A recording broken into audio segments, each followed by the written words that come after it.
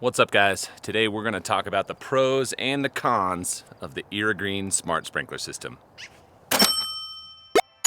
As of today, I have had my sprinkler system installed for 60 days. It hasn't run a tremendous amount of cycles because we've had so much rain, but now that we're getting into the summer and the heat, it's seeing more and more consistent play. We're gonna start off like this. Generally, I am very happy with this system. As an overall system, as far as water distribution, as far as the things that are claimed from Irrigreen, as far as water savings and efficiency, I can tell you that that part is true.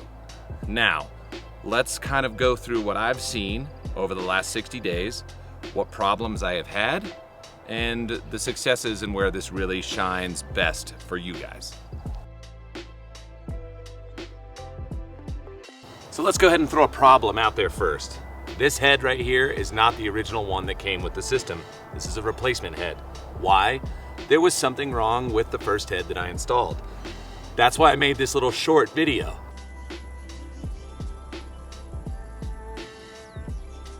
In that video, you can see those weird patterns. That's because it wasn't indexing correctly or spraying correctly. Now, one of the things that people have complained about or mentioned in comments before is that the tech support isn't there or the customer service isn't there. I sent an email about that. I had a response quickly, a diagnostic run within 60 minutes. A new head shipped that same day. I had it within 2 days and it was in the ground so fast. So I haven't seen that issue that some of those other people have talked about. So now, new head installed, took only a few minutes to calibrate. The thing is running great, no issues, watering in the shapes that I want it to, and it's good to go.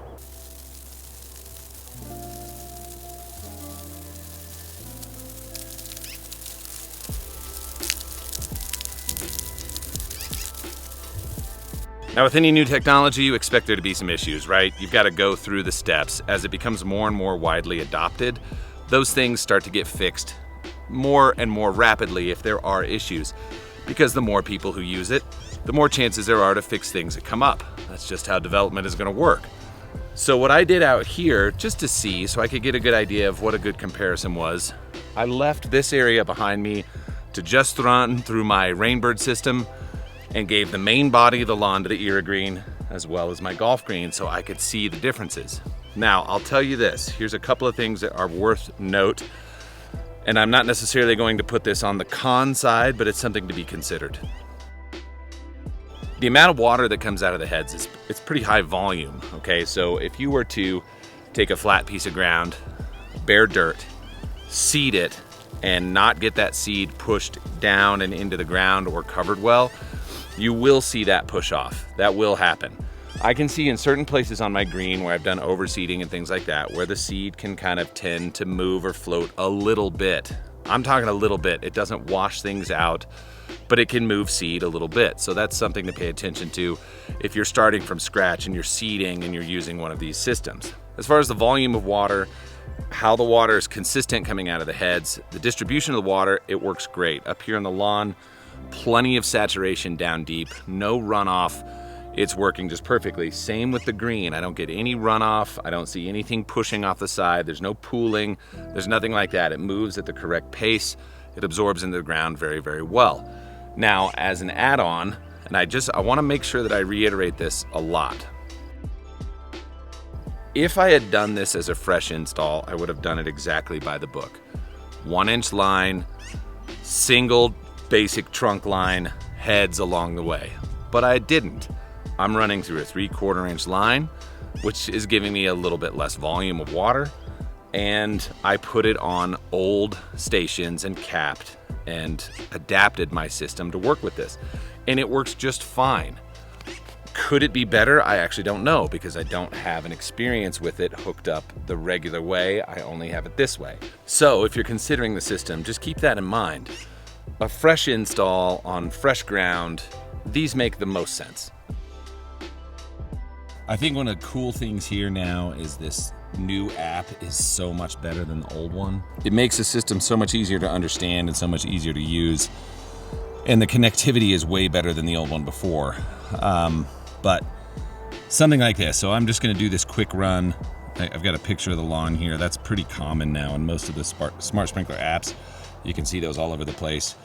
So this, before in the old app, it seemed to have a longer time connecting to the controller, and now it's a much quicker interface. I'm not getting drops like I used to.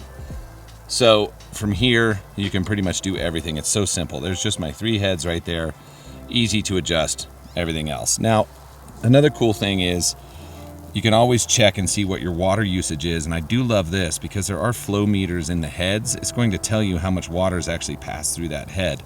So this is pretty neat. Now, I haven't totally confirmed these numbers. I'm waiting to see what it looks like as I come up on my next water bill.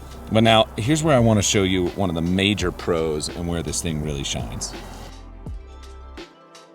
So obviously, like, the best thing about this is that I can program its perimeter, right? It's not gonna overwater, it's not gonna go into my beds.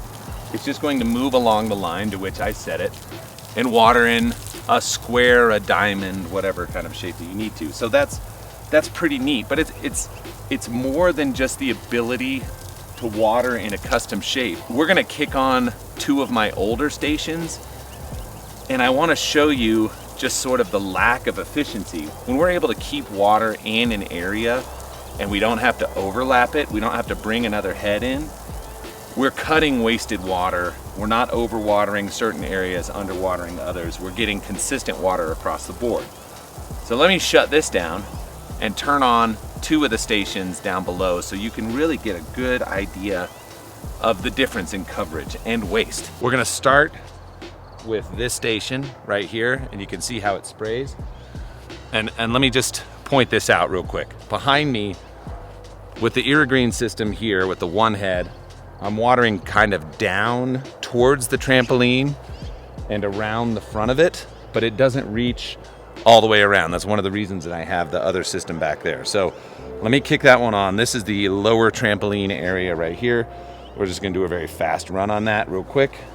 Kick this on so you can see how this sprays and where it goes. As I watch the trampoline. If you can see it, there's water getting into the rocks because I can't quite get that perfect angled shape coming out. We're getting all over the trampoline over here.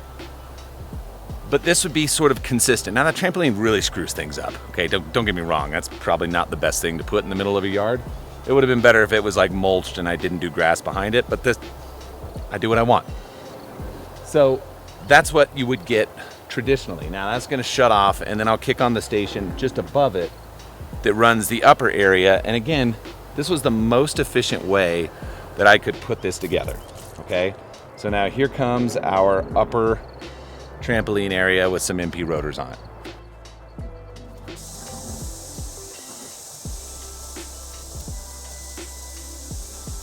This is a good and standard double coverage sprinkler setup. They're covering everywhere they need to be. If my other sprinklers were still hooked up here, it would be watering right along this line.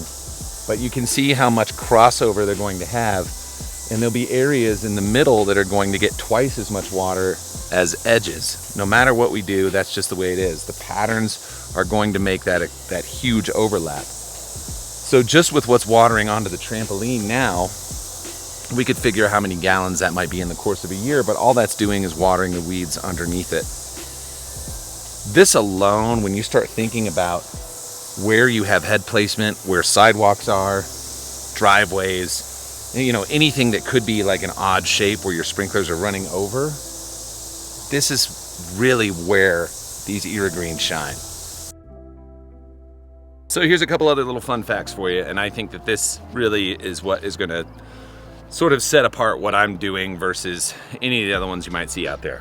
Okay, again, it's adapted to an old system, so I didn't really have to do a whole lot of work. I just had to find wherever I wanted to place it, run a little line off of it, set it there, cap the other sprinklers. That was pretty dang easy. The one thing I did do, and I had mentioned this in a video, and I'm gonna bring it up again. When I first put this together, I ended up cutting out the diaphragm, and I asked, hey, did I really need to do this? A few people said, no, you didn't. I'm gonna tell you this. When I adapted the one up here, I did what everybody else told me to. I just opened it and disconnected it. It did not work. I ended up having to cut that thing out anyway, so keep that in mind. If you're gonna have it adapted to old valves, you're gonna cut that rubber diaphragm up. So you still have a seal, but the middle is open, okay? So keep that in mind. The second thing is I am running irrigation through it, and it's working fine. People were concerned with clogging. You know, they were concerned with inconsistencies or anything else like that. Not a problem. Works just fine. Here's where you will ever run into an issue with fertigation and sprinklers, and this can happen, and so you just need to be aware of it. If for some reason you do have valves that stay on and it just waters and waters and waters and waters, you're gonna drain your tank fast.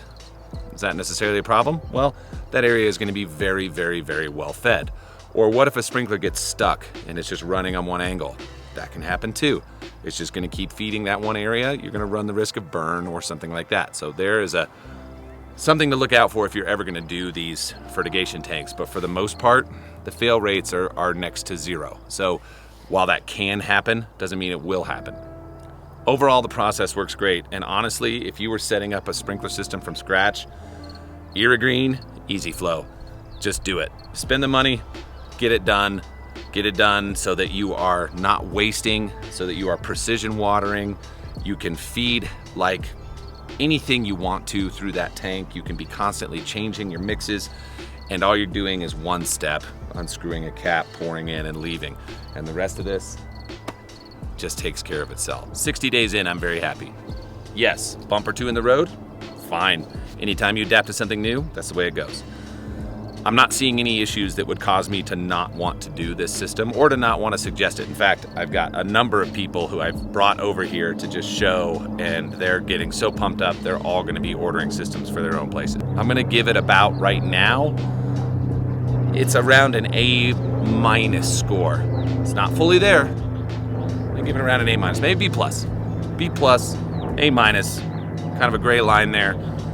That's about where it's sitting right now. I think that there's more improvement that can be made. I think as time goes on, every sprinkler company is gonna try to do something that's like this.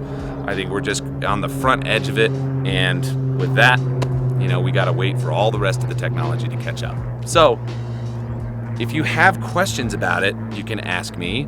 I'm happy to answer it in the comments below. Feel free to just throw anything out there, and that's about it. I'll talk to you guys real soon. See ya.